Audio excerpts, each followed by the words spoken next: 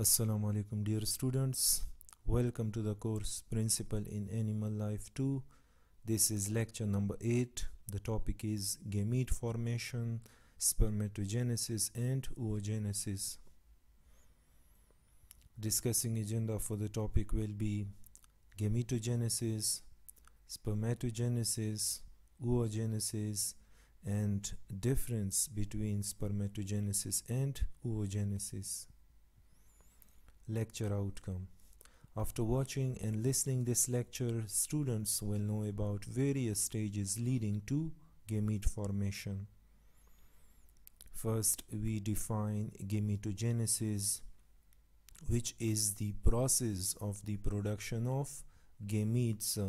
So spermatogenesis and oogenesis combinedly is known as gametogenesis.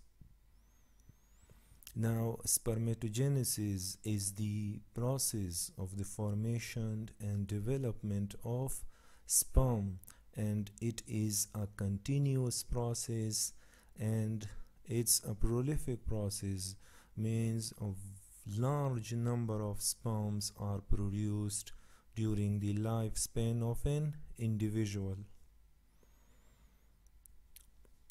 Cell division and maturation occurs throughout the seminiferous tubules coiled within the two testes, producing hundreds of millions of sperms each day. So this is the example of these prolific phenomena. For a single sperm, the process takes about 7 weeks from start to finish, although this process continuously and every day. But if you study the development of a single sperm, then it takes up to 7 weeks. Now, oogenesis is the development of mature oocytes, and it is a prolonged process in the human female. Immature eggs form in the ovary of the female embryo, but do not complete their development until years and often decades later. So the oogenesis can start in the ovaries of a female before the birth of that female, and this process of oogenesis can take decades to complete. At least it takes up to 13 to 14 years when the female attains the puberty and the hormonal level rises. So the eggs having the meiosis stage arrested commences again. So this process is one which takes a lot of time. Now we will study spermatogenesis in detail. On the right side of your screen, you can see the process of spermatogenesis, where the sperms are produced.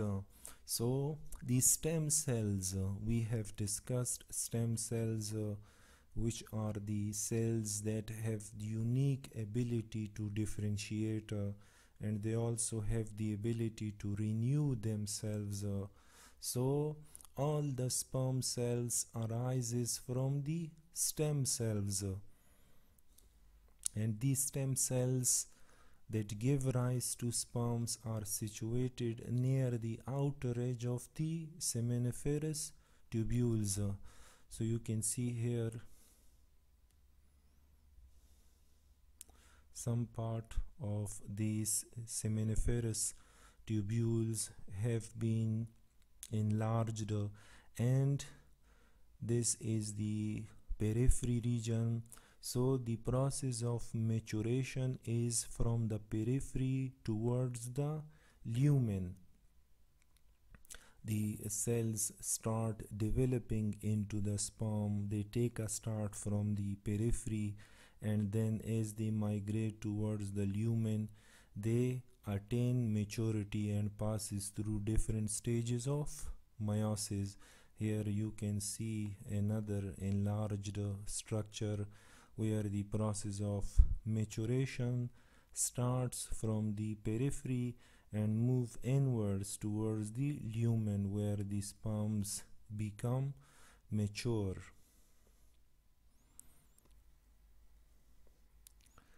Their progeny move inward as they pass through the spermatocytes and spermatid stages.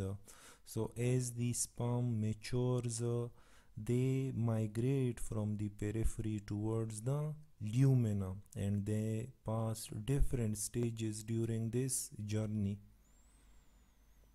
The sperm travel along the tubule into the epididymis where they become motile. So remember, the sperms attain motility in the epididymis.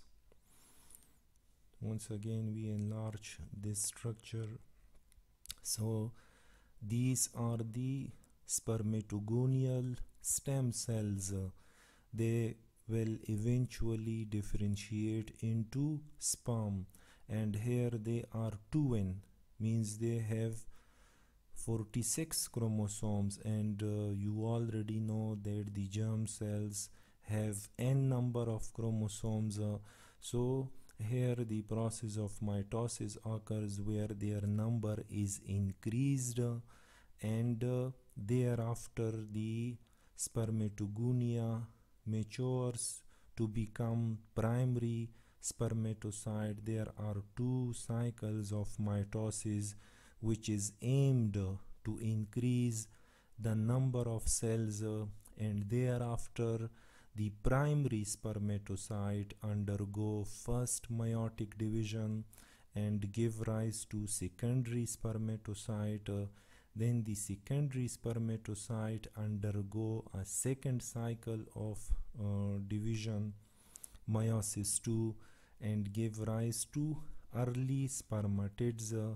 And you can see here the spermatids have haploid number of chromosomes, but they don't have flagella. So the sperms attain flagella, they attain the ability to move in the epididymis.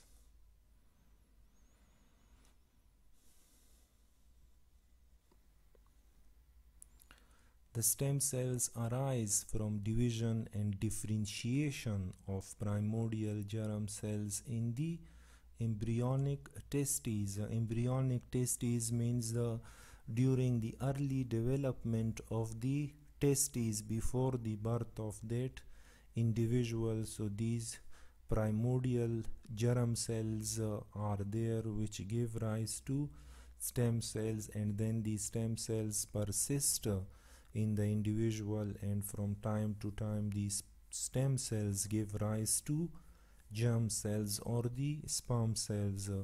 So they not only differentiate into cells which give rise to sperm cells, but they also divide again and again and maintain their number.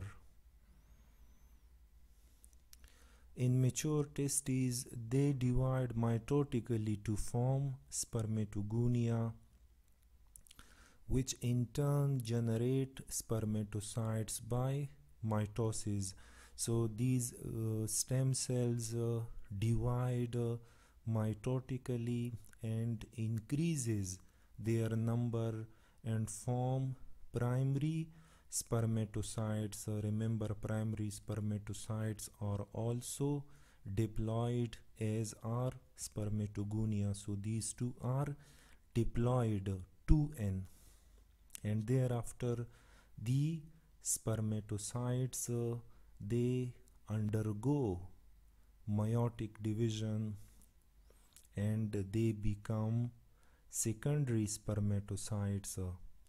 You should also relate this progression with this structure, we have already discussed that the maturation is from the periphery towards the lumen, and all this process is taking place inside the testes. Now you can also see here the Sertoli cells. The Sertoli cells have two functions. First, they replenish the population of the germ cells, primordial germ cells, and secondly, they provide nourishment to the sperm.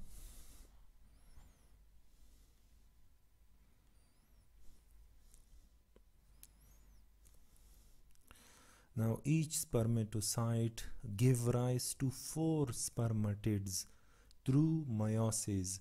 So meiosis is a type of cell division in which a cell divides into 4 daughter cells in a way that the daughter cells contain half number of chromosomes is that of the parent cell. So a single spermatocyte gives rise to 4 spermatids, each carrying 23 chromosomes. So this primary spermatocyte which is diploid, it undergo meiosis. Then spermatids undergo extensive changes in differentiating into sperm. So the spermatid is an immature stage, and then this spermatid enters a series of events which eventually results in their maturation. Now the structure of a sperm cell fits its function. You can see here the sperm cell is streamlined, which enables it to swim actively in the female's reproductive tract. So this ability to move swiftly is given to the sperm courtesy of its streamlined structure.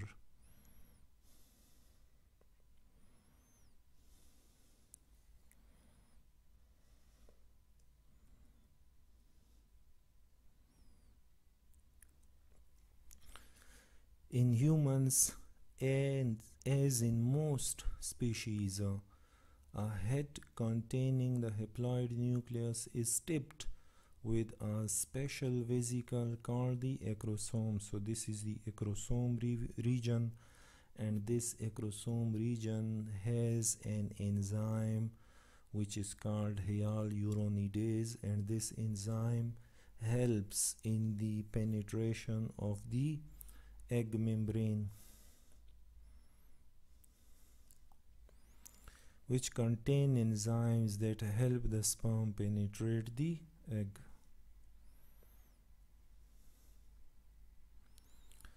Now behind the head, behind this region, many mitochondria are present. Obviously mitochondria are the powerhouse of the cells. So the sperm is richly supplied with mitochondria, and these mitochondria helps in the movement of the sperm to its destination. Mitochondria produces ATP, and then ATP in turn perform this function. Now we are done with spermatogenesis. Now we move on to the process of egg formation, which is oogenesis.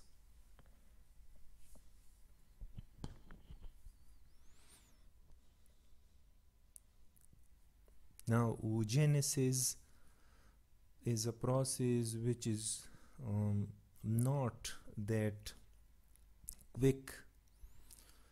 It takes lot of time, as you will discover in the next few slides. Oogenesis begins in the female embryo with the production of oogonia from primordial germ cells.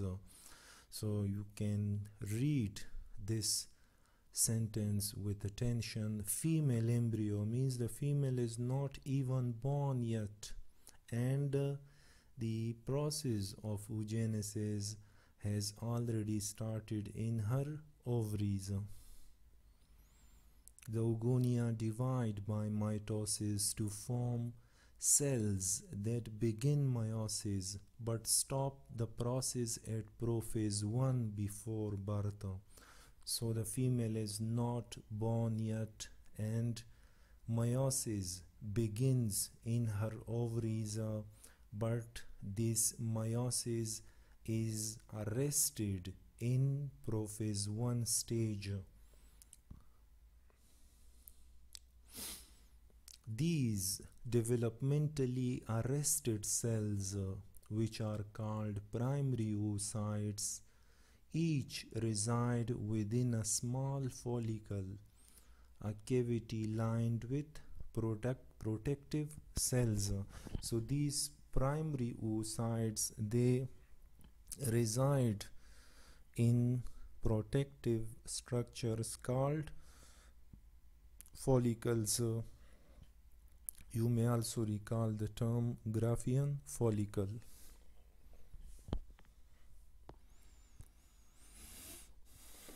Now, the process of meiosis started before the birth of the female, but it is arrested in prophase 1 stage, and once the female is born, the ovaries together contain about 1 to 2 million primary oocytes. So at the time of the birth of a female, her ovaries contain 1 to 2 million primary oocytes, and out of these 1 to 2 million primary oocytes, only 500 fully mature between puberty and menopause.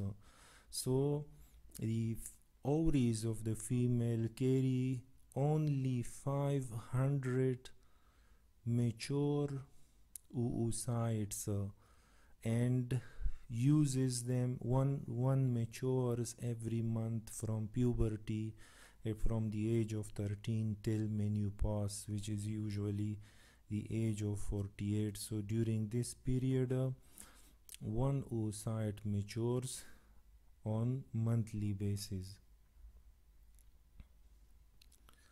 To the best of our current knowledge, women are born with all the primary oocytes they will ever have. So here at the time of birth they have 1 to 2 million primary oocytes, but at the puberty they only have 500, or only 500 of them fully mature. So the rest of the primary oocytes are degenerated through the process of atresia.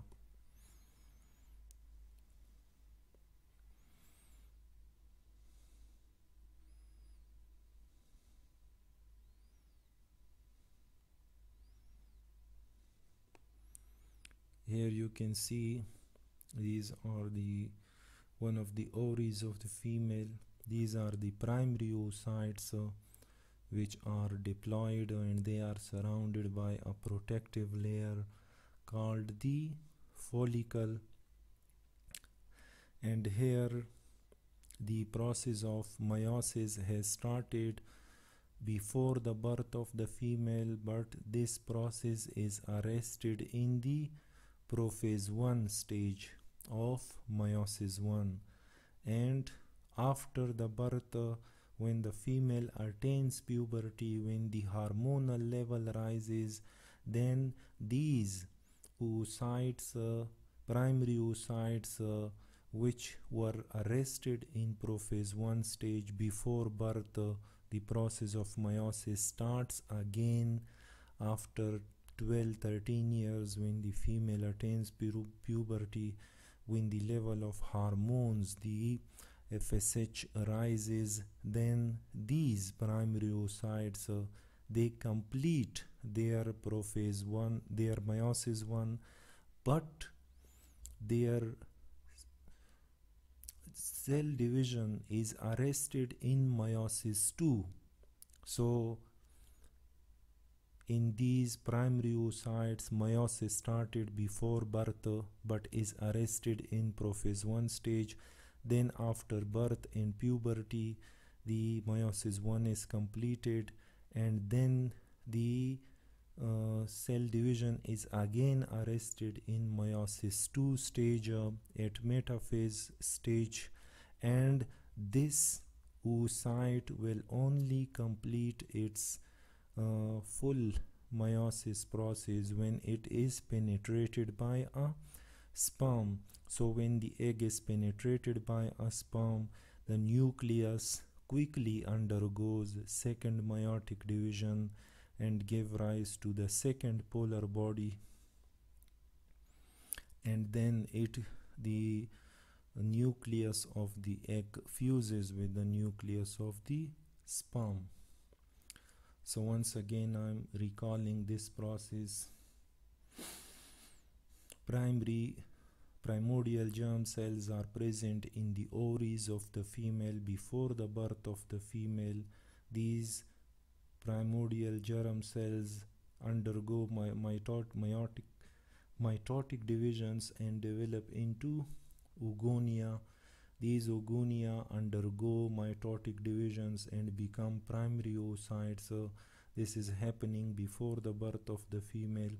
Then these primary oocytes undergo meiosis, but the meiosis is arrested in prophase 1 stage of meiosis 1, and then after birth of the female, after attainment of the puberty, when the levels of the hormones, the FSH rises, this process which was stopped before birth starts again but is arrested in meiosis 2, and it will only be completed when the sperm penetrates this egg. And you can see here the formation of the polar bodies. Why the polar bodies are so small? Because the polar bodies are just a package of DNA, because the diploid cell needs to divide into two cells so that the chromosomes are distributed, and because only one egg is enough, so all the cytoplasm, all the reserved food material is given to this egg, and this polar body only functions in the decrease of the chromosome number and the formation of the functional egg.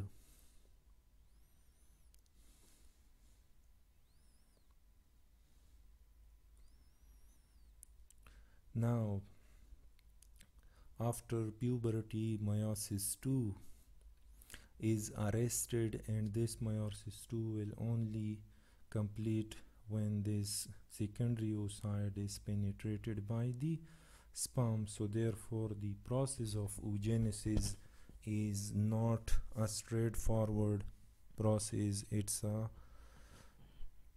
mechanism which is complicated and requires a lot of time.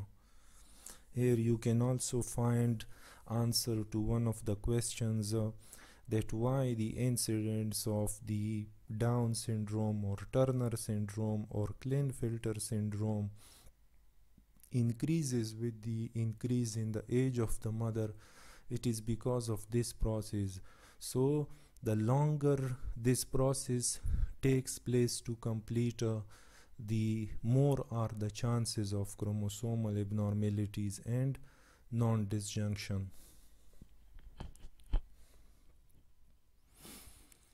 Each of the two meiotic divisions involve unequal cytokinesis. Unequal cytokinesis means one egg is very large, the other is very small, because majority of the cytoplasm is reserved or given to the cell which will eventually become the functional egg.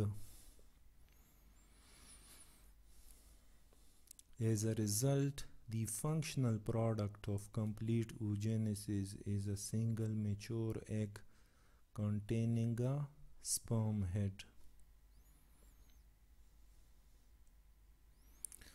Fertilization is defined strictly as the fusion of the haploid nuclei of sperm and secondary oocyte, although the term is often used loosely to mean the entry of the sperm head into the egg. So we generally define fertilization as the process of the fusion of the sperm with the egg, but in practical the definition of fertilization is the fusion of haploid nuclei of sperm with secondary oocyte.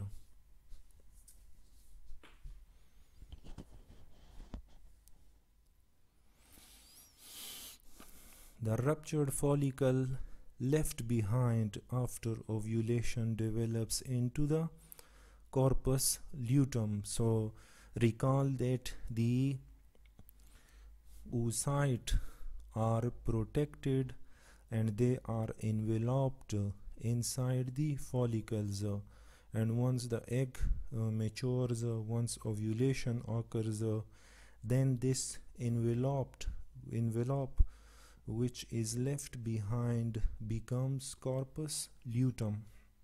You can see here the corpus luteum. The corpus luteum secretes estradiol as well as progesterone, a hormone that helps maintain the uterine lining during pregnancy.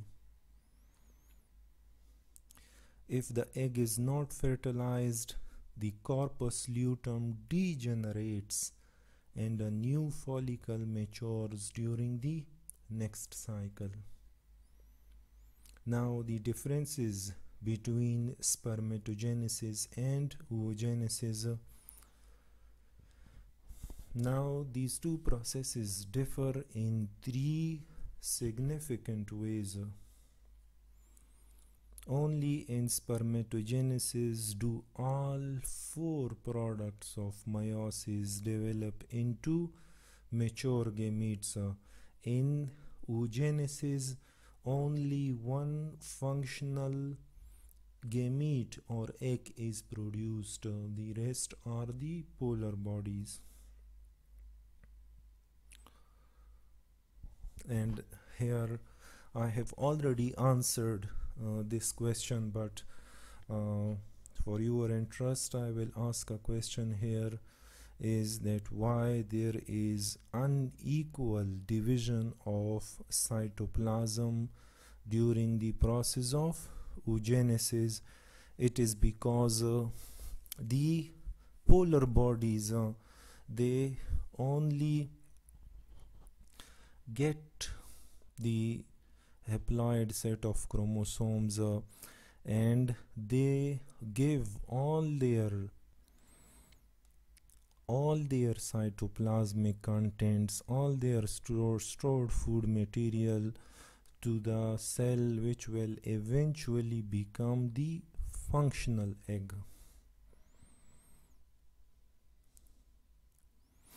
Now spermatogenesis occurs throughout adolescence and adulthood. In contrast, mitotic divisions that occur in oogenesis in human females are thought to be complete before birth, and the production of mature gametes ceases at about age 50, which is called menopause. For your information, this process can also occur in males, which is called the andropause, and this process is usually thought of as to have occurred at the age of 60 in males. Spermatogenesis produces mature sperm from precursor cells from primordial germ cells in a continuous sequence, whereas there are long interruptions in oogenesis. I hope you understand this sentence quite well. Thank you very much for your time. I hope you have understood the lecture. Allah Hafiz.